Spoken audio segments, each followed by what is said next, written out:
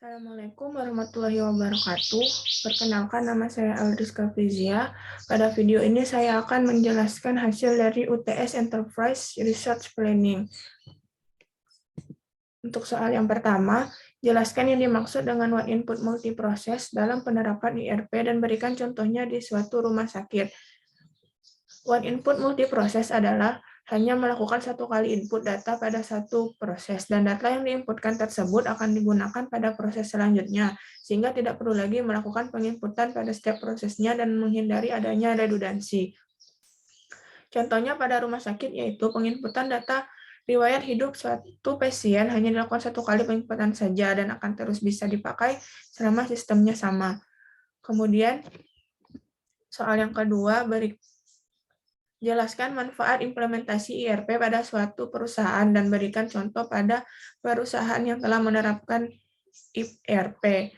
Manfaat implementasi IRP pada suatu perusahaan adalah yang pertama, data bisnis yang akurat dan terintegrasi. Perangkat lunak Cloud IRP memudahkan perusahaan mengelola data tunggal dan real-time.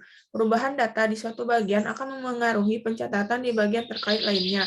Misalnya, bagian penjualan memperbaharui data penambahan penjualan produk, maka otomatis persediaan di gudang juga berkurang, dan penerimaan akan tercatat di bagian keuangan. Sinkronisasi proses di sejumlah departemen yang berhubungan ini membantu pekerjaan mencapai hasil yang lebih baik dan lebih cepat. Yang kedua, dasar pengambilan keputusan lebih baik.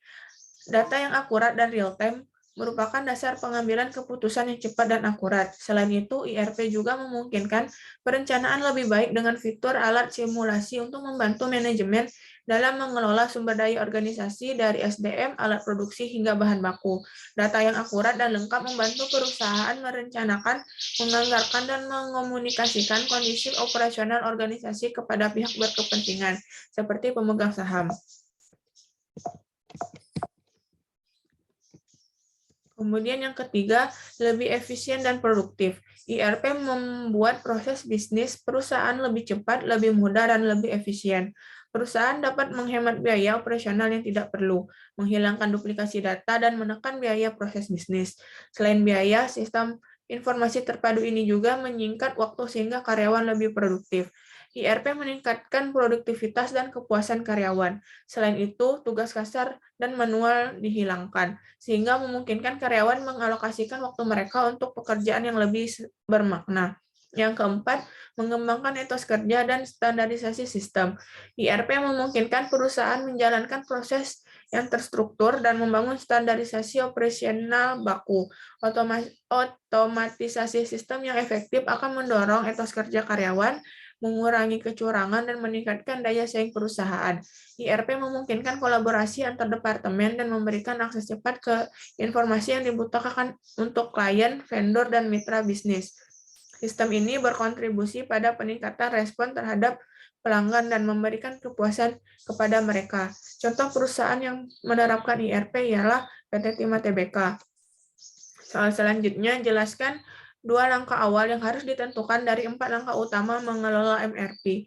2 langkah awal dalam MRP ialah yang pertama ada netting. Netting adalah perhitungan kebutuhan bersih yang besarnya merupakan selisih antara kebutuhan kotor dan keadaan persediaan. Yang kedua yaitu loading. Loading adalah perhitungan untuk menentukan besarnya pesanan setiap individu berdasarkan hasil perhitungan netting. Dengan demikian, loading merupakan proses penentuan ukuran pemesanan untuk memenuhi kebutuhan bersih untuk satu atau beberapa periode sekaligus sehingga dapat meminimalkan persediaan. Yang keempat, soal selanjutnya, jika diketahui untuk memproduksi barang D diperlukan bahan baku A, B, C, dan D di mana kondisi keperluan dan karakteristik setiap bahan baku tersebut sebagai berikut. Kemudian untuk masing-masing bahan baku A, B, dan C, tentukan netting, loading, offsetting, dan explosion, serta jelaskan kesimpulannya.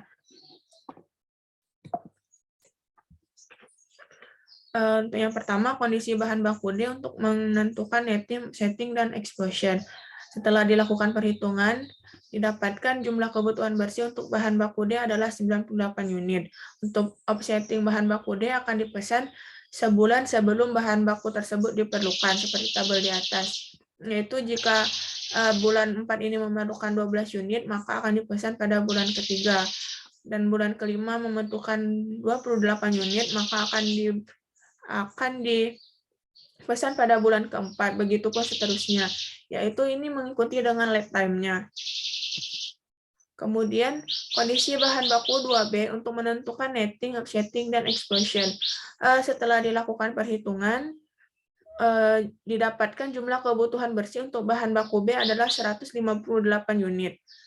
Untuk offsetting bahan baku B akan dipesan 2 bulan sebelum bahan baku tersebut diperlukan seperti pada tabel di atas ini. Yaitu pada bulan keempat diperlukan 42 unit, sehingga akan dipesan pada bulan kedua. Yaitu karena akan dipesan pada 2 bulan sebelum bahan baku tersebut. Begitupun seterusnya. Kemudian kondisi bahan baku 2B untuk menghitungkan loading. Perhitungan nilai loading bahan baku B menggunakan fixed order quantity, yaitu berapa kalinya terjadi pemesanan. Sesuai dengan tabel, terjadinya 7 kali pemesanan, jadi didapat nilai FOQ-nya yaitu 7 kali pemesanan, yaitu pada bulan pertama 1 kali, pada bulan keempat 2 kali pemesanan, bulan kelima 1 kali pemesanan, bulan keenam 1 kali pemesanan, dan bulan ketujuh 2 kali pemesanan. Sehingga didapatnya 7 kali pemesanan. Kemudian kondisi bahan baku C untuk menghitung netting, offsetting, dan explosion. Setelah dilakukan perhitungan, maka didapatkan kebutuhan bersih untuk bahan baku C adalah 60 unit. Untuk offsetting bahan baku C akan dipesan sebulan sebelum bahan baku tersebut diperlukan seperti tabel di atas. Jika pada bulan ketiga diperlukan 4 unit, maka akan dipesan terlebih dahulu pada bulan kedua, yaitu 4 unit. Dan bulan keempat akan dipesan pada bulan ketiga, dan begitu pun seterusnya. Kondisi bahan baku C untuk menghitung loading. Perhitungan loading menggunakan metode fixed period requirement dengan intuisi load sebesar 4 bulan. Untuk perhitungannya setiap 4 bulan, karena intuisi load-nya sebesar 4 bulan, maka akan dihitung selama 4 bulan, yaitu bulan pertama, bulan kedua, bulan ketiga, dan bulan keempat didapatkan sebesar 22 lot, dan bulan kelima, bulan keenam, bulan ketujuh, bulan ke-8 didapatkan sebesar 38 lot. Kemudian kondisi bahan baku 2A untuk menghitung netting, offsetting, dan explosion.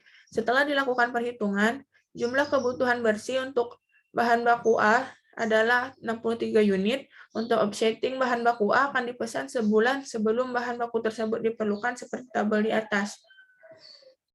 Jika kita memerlukan pada bulan ketiga sebanyak 7 unit, maka akan dipesan pada bulan kedua sebanyak 7 unit. Begitupun seterusnya.